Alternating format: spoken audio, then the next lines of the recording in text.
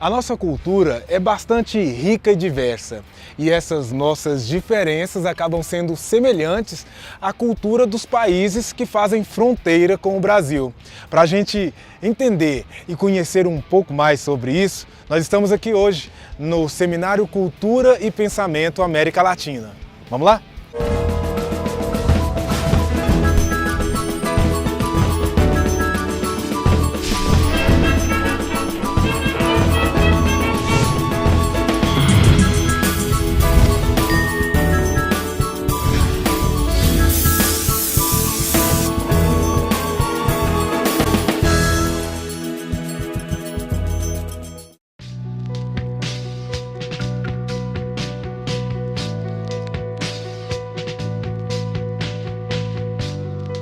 Já estou aqui devidamente credenciado para acompanhar algumas discussões que acontecem no Seminário Cultura e Pensamento América Latina. Fala pra gente, professor, o que é o Seminário Cultura e Pensamento? É um momento em que a gente pode pensar o fazer cultura de um modo geral. Nós temos uma primeira edição do seminário em um nível mais abrangente, abrangendo toda a América Latina. Temos vários países representados aqui para nos ajudar a pensar o fazer cultura. Quando a gente fala de cultura, a gente está falando de quê?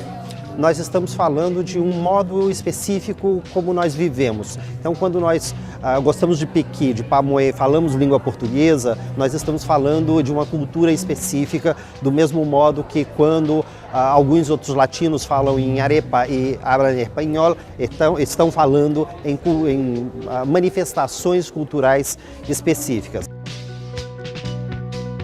Nós não concebemos mais culturas isoladas, mas uma série de vivências culturais no mesmo ponto. Hoje, por exemplo, nós temos aqui pessoas de várias partes do mundo em uma convivência plena, em uma irmandade cultural, verificando não o que nos torna diferentes, mas sim o que nos torna iguais.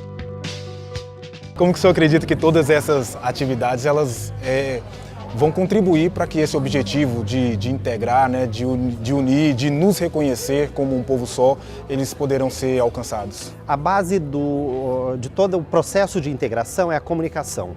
É nós nos aproximarmos e verificarmos o que você faz, o que eu faço, o que efetivamente nos coloca em um mesmo nível de enxergar o mundo como ele se nos apresenta.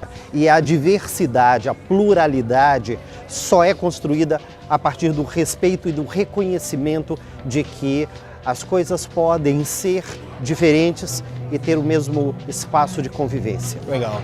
Rede Cultural vai continuar ainda aqui no Seminário Cultura e Pensamento. Nós vamos assistir agora ao Retrato Cultural e a gente volta daqui a pouco. Eu sou Valesca Gonçalves, sou carioca, nasci no Rio de Janeiro, nasci numa família muito grande, eu sou a caçula de 6 filhos, né? Minha mãe, na verdade, minha mãe veio do Nordeste, ela é natural de Natal. Meu pai nasceu em Paquetá, que é uma ilhazinha lá do Rio. Então, dentro dessa mistura, eu nasci e estudei no Rio, me formei no Rio, fiz faculdade de dança lá. Vim morar em Goiânia em 2002 e desde então moro aqui. Formei uma família aqui. Então, a história que eu descobri a dança é um pouco longuinha, mas assim, como vocês vão editar mesmo? Eu tinha um tio e o namorado dele era muito envolvido, ele era professor de educação física e era muito envolvido com dança. E ele falava, na época eu tinha 17 anos, ele falava assim, você tem que dançar, você tem corpo de bailarina, você tem que ter alma de bailarina, você tem que dançar. Mas eu falei, eu já estou muito velha. Aí fazia flamenco, sapateado, jazz, balé, moderno, fui fazendo um monte de coisa. Aí com 2 anos nessa bagunça, eu falei, não, vou fazer faculdade de dança. Aí meus pais ficaram, que meu pai já queria, tipo assim, montar um consultório de veterinária para mim. E ele ficou um pouco decepcionado, assim, e preocupado.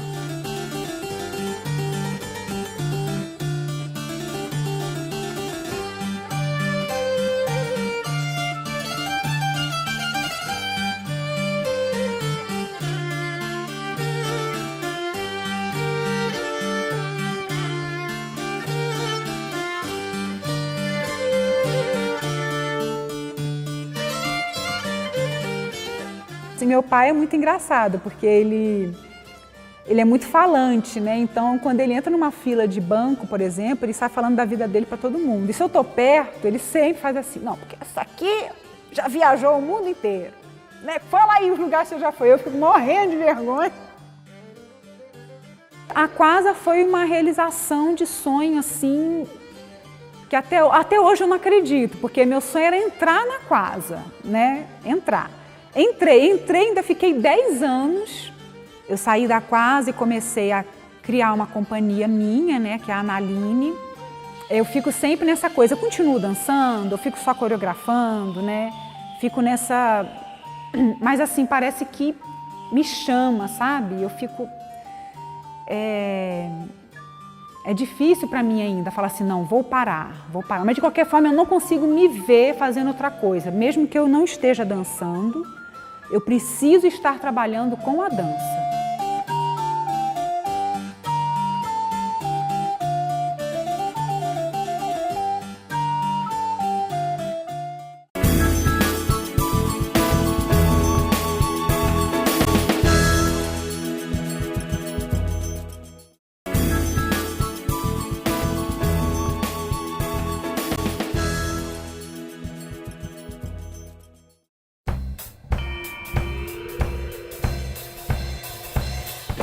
Antes de começar a gravar, você me pontuou aí uma série de ações que são feitas em praticamente todos os segmentos culturais. Sim. Tudo isso que vem sendo feito é suficiente ou é preciso fazer mais? Dentro do país, com uma cultura imensa que nós temos, com a diversidade que nós temos, culturais também, sempre a demanda não é atendida, né? Sempre o que a gente faz ainda é pouco. Agora mesmo, essa semana foi entregue o Prêmio de Culturas Populares, em que teve quase 3.000 inscritos e só foram 500 selecionados. Então, assim, já foram 2.500 que a gente não pôde atender, né? Mas que já participaram. Então, com isso, você tem esses segmentos, culturas populares, expressões artísticas da afrodescendente, você tem as culturas indígenas, você tem música, você tem a dança, você tem o teatro. Então, são vários segmentos das mídias, de audiovisual. Você tem um segmento imenso aí que a gente não consegue atender, mas que a gente trabalha para isso. Além de apoiar eventos como esse seminário, o que mais o Ministério da Cultura tem feito para promover essa integração cultural do Brasil e de outros países da América Latina? No próximo ano, o Ministério vai fazer um grande evento promover, que é o MICSUL, que é o Mercado de Indústrias Criativas da América do Sul, que envolve um grande balcão de negócio da área da cultura, vamos colocar assim, em que os setores, né, artísticos poderão fazer a apresentação do que cada país pode oferecer e o que pode ser exportado.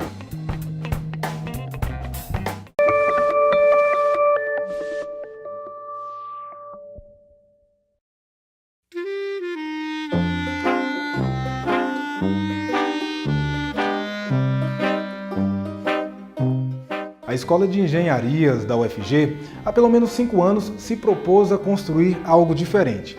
O projeto não usa nem cimento, nem tijolos, mas apenas a vontade que alunos de diferentes cursos têm de levar alegria e cultura onde for preciso e, com isso, aprender várias coisas. Isabela, que grupo é esse?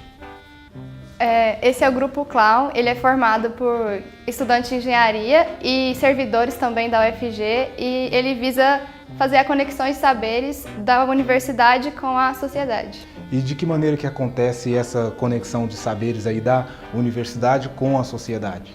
Primeiro, o grupo faz uma visita no local onde ele vai fazer a apresentação e de lá a gente faz uma pesquisa, seja uma pesquisa social ou uma pesquisa de cunho científico, por exemplo, na comunidade e traz a resposta da comunidade para dentro da faculdade. E isso pode gerar aqui dentro algum trabalho, alguma pesquisa também. E depois que a gente faz essa ida, a gente vai fazer a volta, que é a gente apresentar no lugar onde a gente foi e fazer essa intervenção. Normalmente vocês se apresentam em quais locais? Normalmente são espaços não convencionais, por exemplo, uma rua, uma feira, um hospital, creche. Quando a gente pensa na engenharia, que trabalha muito ali com as ciências exatas, com os números, e pensa na arte e na cultura, que é algo mais lúdico, mais abstrato, parece que são universos diferentes. Como que é isso para vocês? É bem difícil no começo, porque a gente tem que sair da zona de conforto. Nem todo mundo sabe tocar um instrumento, fazer um malabarismo, então a gente primeiro aprende e com isso, aprender, a gente vai aumentar a nossa interação com a cultura. É bom porque você vai também interagir com pessoas de outros cursos, então é bom para a sua formação humanística. Estudantes ou técnicos da UFG que queiram participar do Grupo Clown, como que eles devem fazer?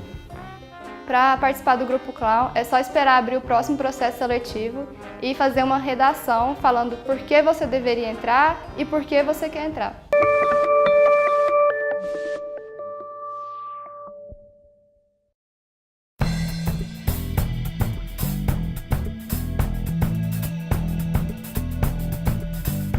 Ricardo, nós estamos aqui no seminário Cultura e Pensamento. Eu queria que você falasse da importância da criação de políticas culturais pensando nas fronteiras. Na fronteira, as culturas estão mais explícitas, porque as pessoas, em geral, pensam no nacional, certo? Mas aqui na América do Sul, se deu um fenômeno que a gente chama de transculturação. Tirando os povos indígenas, todos os demais vieram de fora. Tá? E é um dos únicos continentes que tem essa mistura tão grande, diversificada. Era necessário refletir sobre isso, que é uma cultura própria, singular, de um continente. Talvez até por isso é importante trazer esse tipo de discussão aqui para o estado de Goiás, no centro do Brasil. Quando eu fui contratado, dos primeiros, pela Unesco e o Ministério, a primeira das questões que surgiram é mas eu percebi que entendiam a fronteira como limite. E nós não entendemos a fronteira como limite. Inclusive mudamos os conceitos, as fronteiras que unem. Uma região importante para o país, inclusive. Inclusive é importante a sua pergunta, porque é o seguinte, com a globalização, se criaram muitas estradas, pontes, os aviões, os voos, e a fronteira deixou de ser esse limite que era nos anos 70, 80, deixou de ser periferia para se tornar rota da integração comercial. Por que a cultura não pode acompanhar? Entendeu? Então nós estamos mudando um pouco a visão sobre a fronteira e tendo uma visão mais continental e até planetária. Ricardo, muito obrigado. Obrigado. Tá? Valeu demais por esse bate-papo. Legal, obrigado. Vamos assistir agora o Musicofilia e a gente volta já.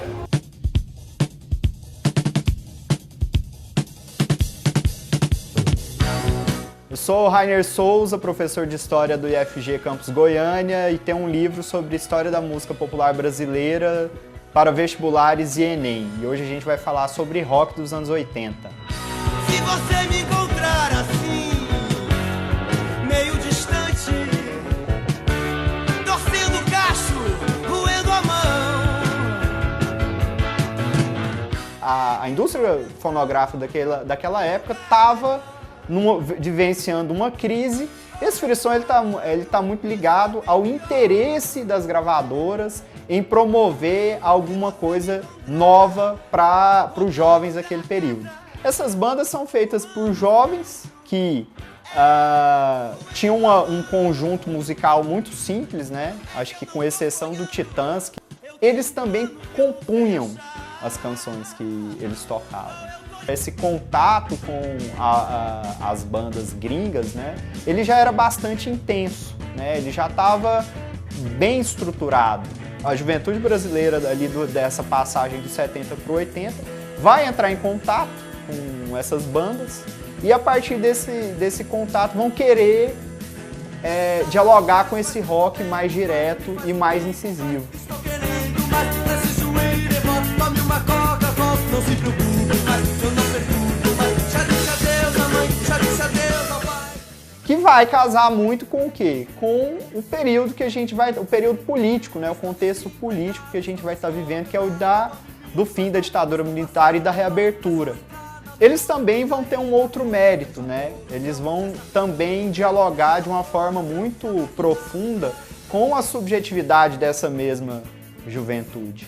quando a gente vê essa questão do dilema sobre as questões do país, sobre a possibilidade da construção de um projeto futuro, a gente vê que esse rock dos anos 80, ele tem uma influência muito grande do quê?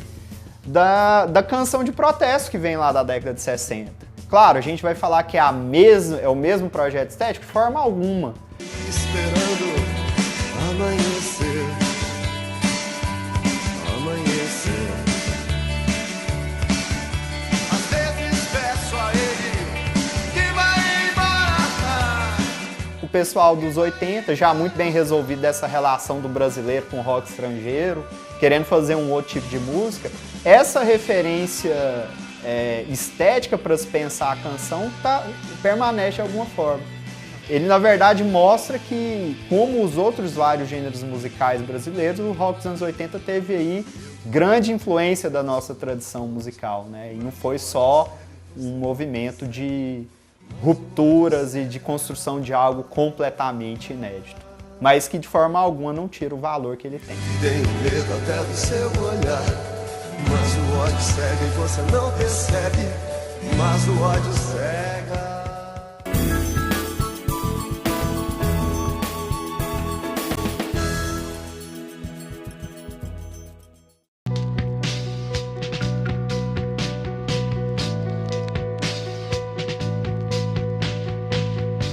Fernando Madedo, quando falamos de cultura digital, essa cultura digital ela está relacionada apenas à produção artística? No necesariamente. La cultura digital implica justamente modos que de alguna manera están vinculados a la noción amplia de cultura. Cultura digital es un concepto amplio, es un concepto complejo y que de alguna manera está todavía en discusión y está todavía en desarrollo, ¿no? Sim. E essa maneira como as pessoas se relacionam, esses costumes, isso mudou con la tecnología? Sí, yo creo que no es que haya algo nuevo que haya reemplazado algo anterior, en realidad es algo nuevo que se complementa a lo anterior y modifica lo anterior, en realidad es algo dinámico, ¿no? Por tomar un ejemplo particular, lo que fue desde las primeras plataformas de interconexión entre las personas hace 15 años, con respecto a las redes sociales más contemporáneas, como puede ser el caso de Facebook, ¿no? y las vinculaciones que se dan entre las personas.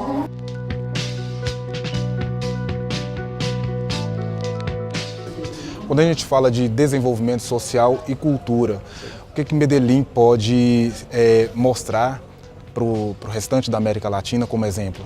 Medellín era la peor ciudad del continente y lo que Medellín muestra es que es posible salir de una situación tan horrorosa y tan dolorosa. Medellín muestra que es posible. Como que a cultura ajudou com que vocês conseguissem criar essa nova história em Medellín? Asumir que la cultura es mucho más que las bellas artes. Asumir que la cultura es mucho más que las áreas artísticas. Nosotros partimos de una definición de cultura y es que cultura es todo aquello que nos permite apreciar la propia vida y aprender a vivir con el otro. Entonces ese segundo elemento es ¿qué hay en la ciudad que ya esté haciendo de la cultura ese factor de transformación? ¿Cómo logramos el derecho a la cultura? Un filósofo colombiano, Estanislao Zuleta, dice que los derechos sin oportunidades no son derechos. Los equipamientos, con cada equipamiento 5.000 metros cuadrados, 23.000 libros, 220 computadores, salas de exposiciones, auditorios, teatros, ludotecas, salas para talleres, es decir, equipamientos culturales en los barrios donde no existían para generar el acceso a la cultura, pero también la creación cultural. Y hoy la palabra cultura es parte fundamental en la vida de Medellín, en la vida cotidiana de una buena parte de la población de la ciudad. Gracias, Jorge. Marcelo, encantado. Muito obrigado. Encantado de estar aquí en Goiânia por primera vez. Vengo mucho a Brasil, pero primera vez aquí. Muchas gracias al Media Lab, muchas gracias a la Universidad Federal de Goiânia, muchas gracias al Ministerio de Cultura por la invitación. Encantado de estar por acá. Volte mais vezes. Ojalá. Vem mais encantado. vezes. Gracias.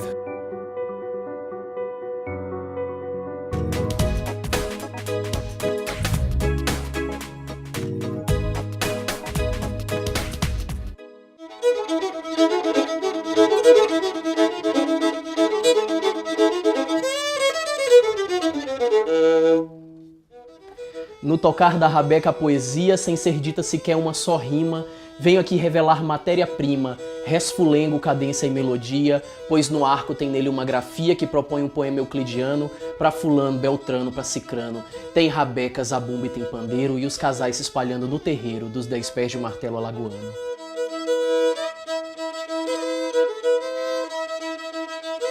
A origem da rabeca é atribuída ao rabab, um instrumento do norte da África, um instrumento medieval. Não há documentação histórica que deixe claro o percurso da rabeca de lá do norte da África até aqui o Brasil e como foi a sua entrada. O que tem se descrito é que ela veio na mão dos colonizadores portugueses e espanhóis. A rabeca pode se parecer com o violino, mas na verdade é o violino que se parece com a rabeca, já que a rabeca é mais antiga. Ela produz um som mais anasalado, os músicos costumam tocar bastante cordas duplas e produz um timbre bem característico.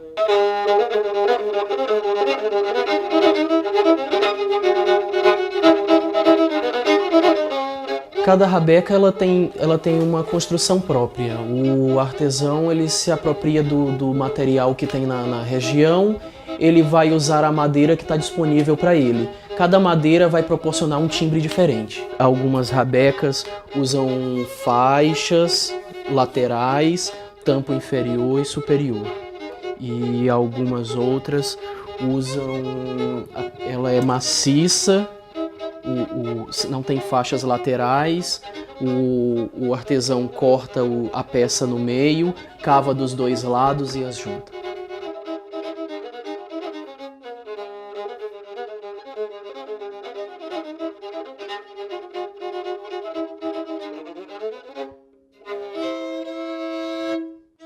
Meu nome é Jefferson Leite, eu sou rabequeiro e professor de rabeca, sou cearense, moro em Goiânia e um prazer falar sobre esse instrumento para vocês, para o Enredo Cultural.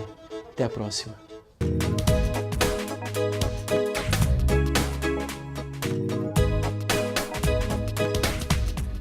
Este episódio do Enredo Cultural fica por aqui, eu espero que você tenha gostado. Na próxima semana nós estamos de volta, lembrando que até lá você pode rever este e outros episódios entrando no site da TV UFG. Lá também você encontra as nossas redes sociais, onde você pode interagir conosco. Até a próxima, tchau!